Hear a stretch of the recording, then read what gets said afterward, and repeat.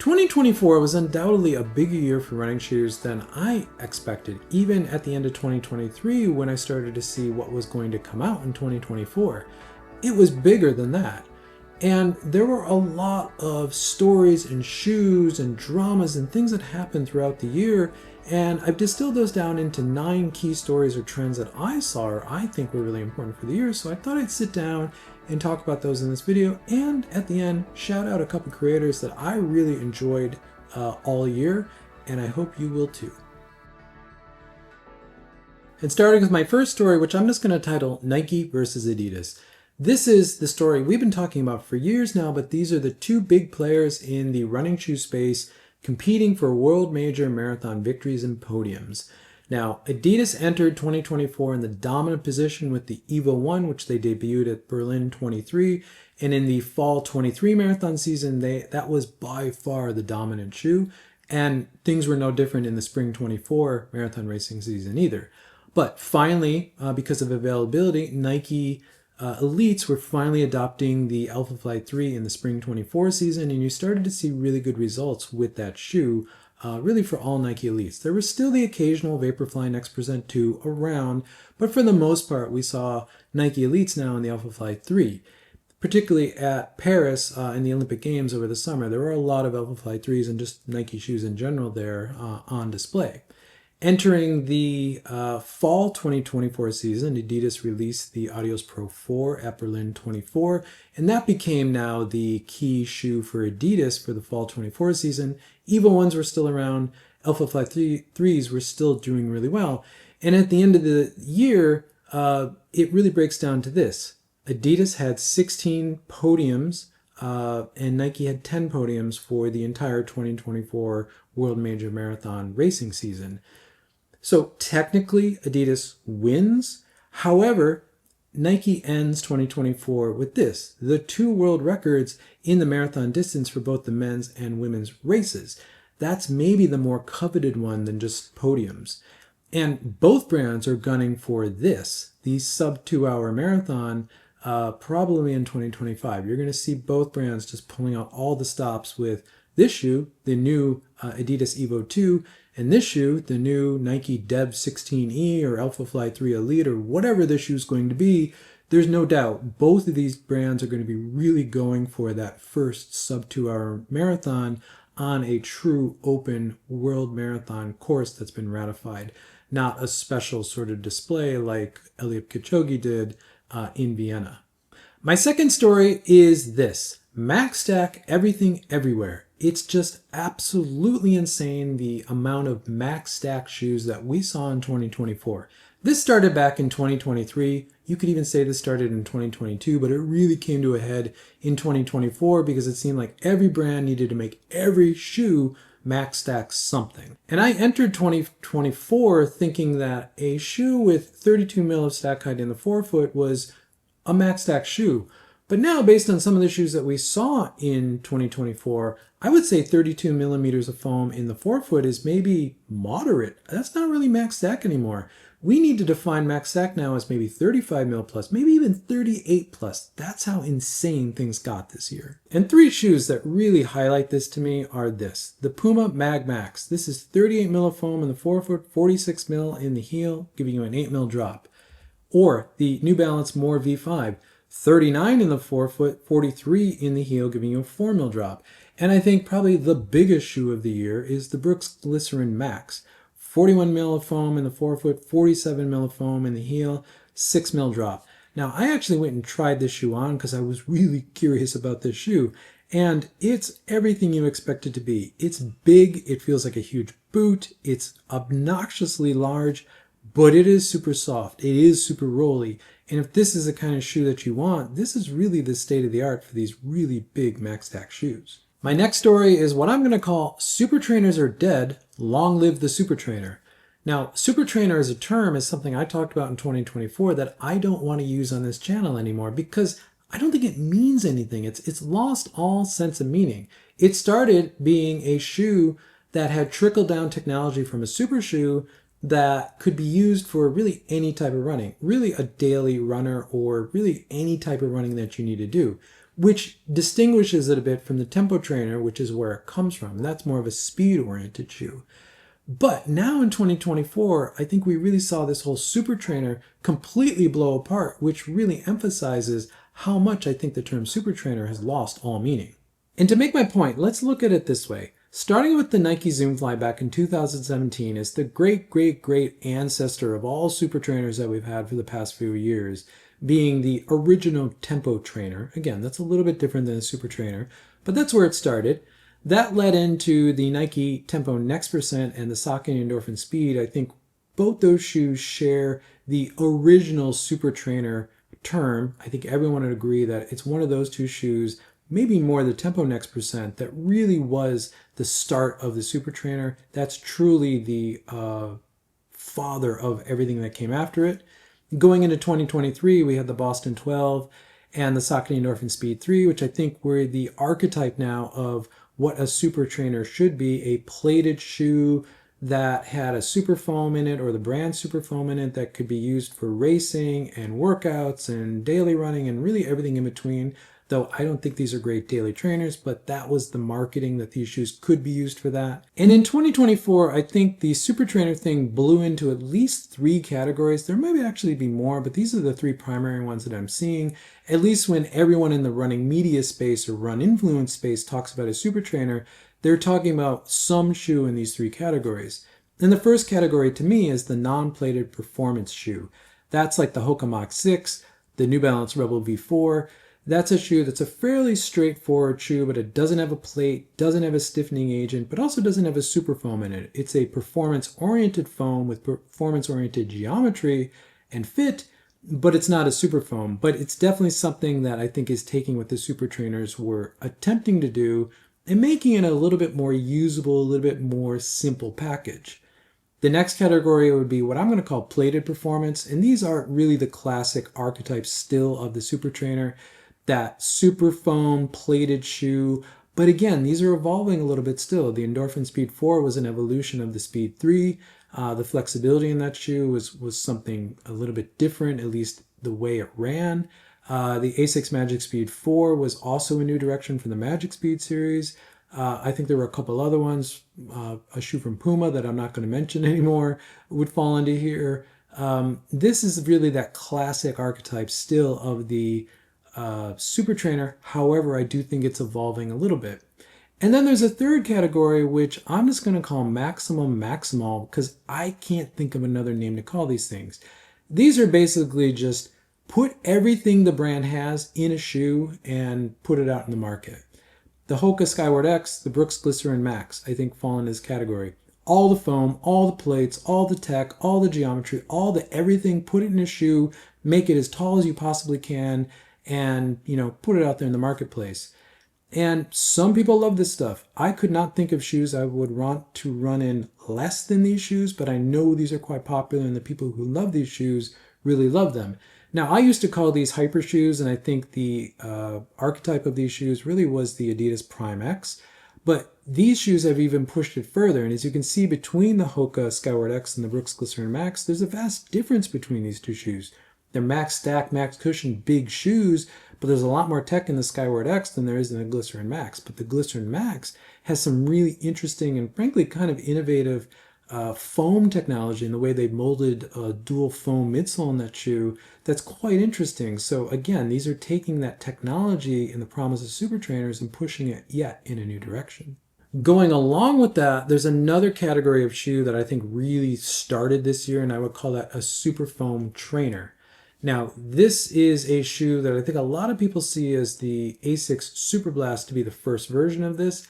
I don't really necessarily consider that because, again, there's a carrier foam of FF Blast under the FF Turbo on that shoe, and the intention of that shoe is a little bit different. But what these are again, very simple, very performance-oriented shoes with a performance super foam in them, the brand's racing super foam in them, but no stiffening agent, no plate, no shank, no rods, no anything, just foam in the midsole with a lower stack, a less aggressive geometry, a more traditional geometry, which puts more emphasis on your mechanics, your foot strength to really get the most out of the shoe. And you can run in the shoe how you want. The shoe doesn't force you to run a specific way. And it's a really interesting new iteration on these shoes. And in my mind, the shoe that really birthed this entire new type of shoe and really sets the archetype or the mold for every brand that's going to make a shoe like this moving forward is this shoe, the Nike Pegasus Plus. This has been one of my favorite shoes of 2024. In fact, it was number 2 in my top 10 list. And this is a shoe that I have depended on since I got it in the early summer. It is all ZoomX foam. It may not be the same formulation of ZoomX foam as what's in the Alphafly 3 or the Vaporfly 3, but it's giving you all the ZoomX qualities of energy return, of resilience, and the leg savingsness, and everything that ZoomX foam does in a very simple package. It's a one-piece ZoomX midsole. Again, no shank, no stiffening agent, no plate, no rods, no carrier foam, just ZoomX foam with a really good stripped-down upper. This is a Flyknit upper, a classic Nike upper, and just in a really good performance shoe that's a trainer, not a racer, and meant to, again, really focus on your mechanics and you running how you want in the shoe, not the shoe determining how to run for you. Now, moving into 2025, I do think we're going to see more shoes like this. We've seen leaks of a few other brands doing shoes in this realm. Mostly, again, this is for the brand's professional or sponsored athletes. This is not an ask really coming from the consumer marketplace. This is an ask coming from the professional runner space because they want to be able to train in these shoes. There's a little bit of a plate overload, plated shoe overload for a lot of runners in the professional space. And that's where this drive for this type of shoe is coming from. So as just recreational runners or non-elite average runners, we will all benefit from this. But there will be a few other brands in 2025 that will join this trend, and this to me is one of the most exciting developments in shoes moving forward. My next story is kind of related, but I'm going to call it super shoes subclasses. Now, this is something I think we've been seeing evolve over the past few years. The days of a one-size-fits-all super shoe are kind of gone, and that really was shown clearly in 2024. And we've really seen that develop into what I'm going to call 3 key classes. And the first one is really comfort racers. These are super shoes that are really made for everyone and any type of runner. The Endorphin Pro 4, the Cielo X1, the SC Elite V4, I think they're good examples of this type of super shoe. They're a little bit more stable. They're a little bit wider in fit. They've got a little bit more higher stack or a little bit more foam. They're not worried about being race legal under the 40 mil stack height limit. They've got some more aggressive geometries to make them aid you more throughout a long race like a marathon. They're really shoes that could work for everyone and really are geared more towards the average runner than just an elite runner. But the next category would be the classic super shoes. These are like the Alphafly 3, the Metaspeed Sky Paris, or the Edge Paris, the Cloud Boom Strike LS, and all of these shoes that we see on elite's feet. These are the ones that we can buy, but these are really those really performance-oriented super shoes that are kind of the tip of the spear for a consumer shoe. And then the third category that we really saw start in 2023 but is really developing quickly in 2024 into 2025 are elite shoes. The Adidas Evo 1 was the one that really kicked this one off, but now we're seeing an Evo 2 out there, and Nike has their Dev 16E or Alphafly 3 Elite, whatever that shoe is going to be. These are really shoes that are geared towards elite performance, the needs of an elite specifically. And I do think we're going to see some brands, not all, really begin to tailor these shoes for their elite athletes. Again, all going after that sub 2-hour marathon goal that everyone has at the moment. Shifting gears to talk about brands, I think in 2024, there was a single brand to me that stood above everyone else and really had the best year. Puma Running had quite a year. Now, Puma found a way of just being in the conversation of running all year. It started with their Nitro Elite foam and their Alphatic TPU foams and that whole technical conversation, which then was seen in the Puma Deviate Nitro Elite 3 and how that became a fan favorite really throughout the year. Everyone seemed to really love that shoe who ran in it. And then Puma was putting out shoes like the Fast RB, this crazy tech innovative thing that grabbed a bunch of headlines. Maybe not the best thing to run in, but they knew that. They were really just trying to show what's possible and really highlight their technology. And then Todd Falker, who's really the head of Puma Running, really just being in front of everything, being out there in the media, giving tons of interviews, appearing on YouTube, just being everywhere and really being the face of the brand. I think everyone then could identify with Puma, and Puma just really had a 2024. To me, they were the top brand of the year. But there's a second brand which I think reached a really important milestone in 2024, and that's ASICS. ASICS finally joined the top tier of super shoes. With the release of the Metaspeed Paris series, the Sky and Edge, Puma really finally entered that top tier of super shoes with Nike and Adidas. They had been sort of poking at it for the past couple of years. The original Metaspeeds were good, but they never were quite there. The Metaspeed Plus series was a move forward, but wasn't quite there, particularly the foam. FF Turbo wasn't really there yet. But with the Paris series and FF Turbo Plus, that was a big leap in foam, and that really put the Metaspeeds really at that top tier with the Nike Alpha Fly and the Adidas Adios Pro and the Evo. Really cemented their position there as really kind of the third best shoe within the super shoe space. So congratulations to ASICS for a great year in 2024, and it looks like they're just going to double down on it in 2025 because they have some really exciting super shoes coming out next year. Shifting gears again, this isn't really a shoe-related thing, but it has to do with the space that we're in, the run influencer space. And I'm going to call this one Run Influencers versus Everybody. It seemed like 2024 was the year where some run influencer annoyed someone to the point where it got out of our little space here and it got into maybe mass media, where you finally saw coverage of this sort of stuff in non-running areas. Now, I'm not just talking about that one hybrid athlete who really has that main character syndrome and completely disregards rule sets for races and race organizers, and repeatedly has done this to the point where they always will do better with their apology videos, yet they keep doing it. It's not just that one person, though that one person really blew the door open to this, where a lot of major media started to cover this space and really talk about this space. It's more just this space in general. And to be fair, I've seen a big backlash against influencers in really any space, not just running. Every other space that I'm part of or that I follow, I've seen something kind of get out of the meta of the space and into kind of big media where they're talking about it. So it's been quite a year for influencers. But specifically to our space, I think it really boils down to content creators. Now, I'm a run influencer, I'm a content creator, but I talk about shoes. I'm not a run vlogger, I'm not a race vlogger. But those in our space who are race vloggers, I think they have a point of what they're trying to do. If you've ever been to a big race, a big city race, or even a world major marathon, you know the vibe there is infectious. It's really an exciting weekend. So as a content creator in those spaces, of course they want to cover that.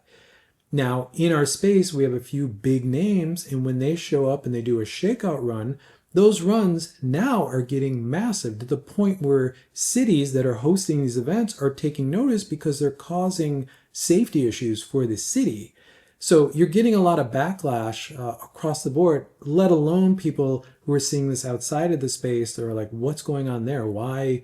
That can't be sanctioned by the race. You know, it creates a situation where the content creators are trying to do what they do and trying to share what they do, but they're doing it in a very guerrilla kind of gung-ho way, sometimes with some brand support. So it's a tough place to be.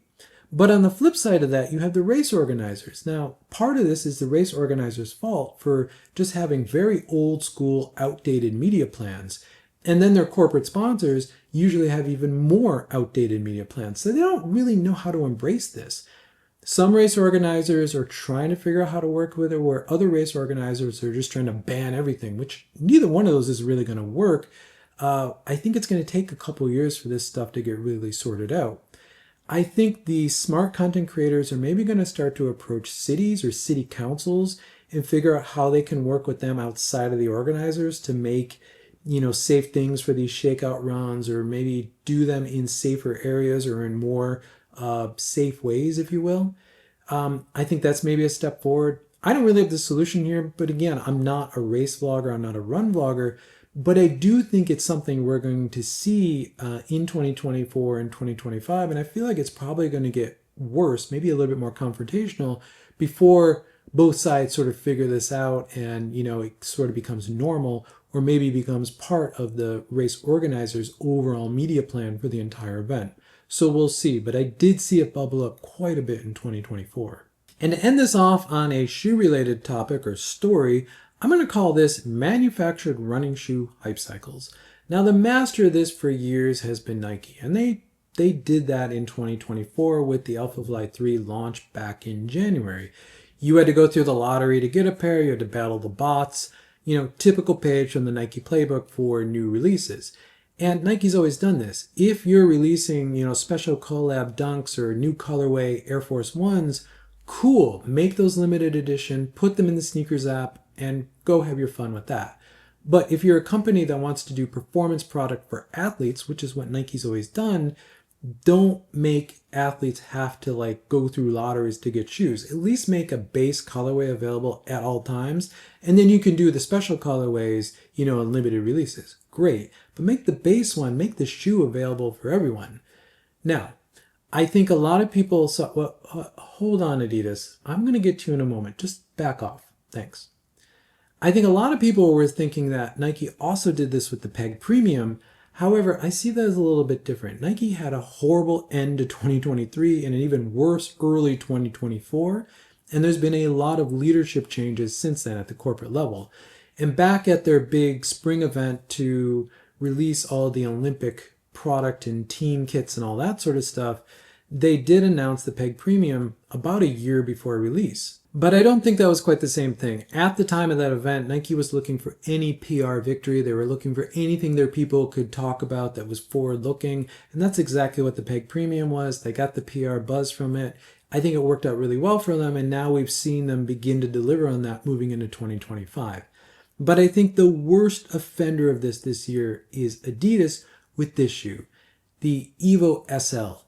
This shoe is a shoe that I have a ton to say about. I find so much about this shoe odd that I've been waiting to talk about, but I want to wait until I can actually get a pair to run in so I can review it and then get into it and then unleash into this shoe. But to get a pair of these, it's been even more frustrating because Adidas has taken Nike's playbook and sort of broken it and made it even worse.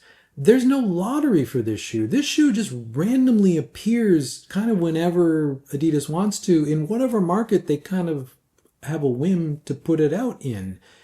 And I get why they announced all this product, the Adios Pro 4 and the Evo SL, back in Berlin 2024. Berlin is essentially their home race, country race at least. So yes, they want to release all that product at Berlin, and that's typically what Adidas will do in Berlin.